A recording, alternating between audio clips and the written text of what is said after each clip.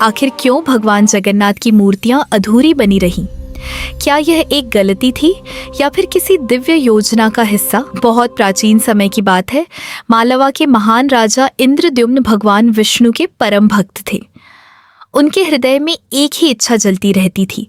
वे पृथ्वी पर भगवान को ऐसे रूप में स्थापित करना चाहते थे जहां हर व्यक्ति बिना किसी भेदभाव के उनके दर्शन कर सके। दिन हो या रात, राजकाज के बीच भी उनका मन बार बार इसी विचार में डूब जाता था।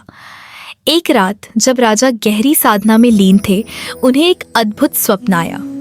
स्वप्न में दिव्य प्रकाश के बीच भगवान ने उन्हें दर्शन दिए और कहा कि वे पुरी जाएं, जहां वे एक विशेष रूप में प्रकट होना चाहते हैं।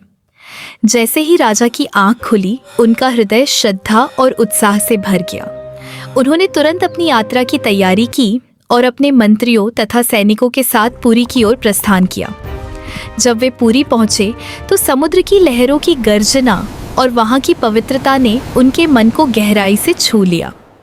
उन्हें ऐसा लगा मानो स्वयं भगवान उस भूमि में विराजमान हो। स्थानीय लोगों से उन्होंने सुना कि यहाँ भगवान एक अनोखे रूप में पूजे जाते हैं, जिन्हें भगवान जगन्नाथ कहा जाता है। यह सुनकर राजा का विश्वास और भी दृढ़ हो गया और उन्होंने उसी स्थान पर एक भव्य मंदिर बनवाने का निश्चय किया, जो आगे चलकर जगन्नाथ टेम्पल के नाम से प्रसिद्ध हो। मंदिर का निर्माण पूरा हुआ, लेकिन अब सबसे बड़ा प्रश्न सामने था, भगवान की मूर्ति कैसी बनेगी? तभी एक दिन समुद्र किनारे एक विशाल और दिव्य लकड़ी का टुकड़ा बहकर आया।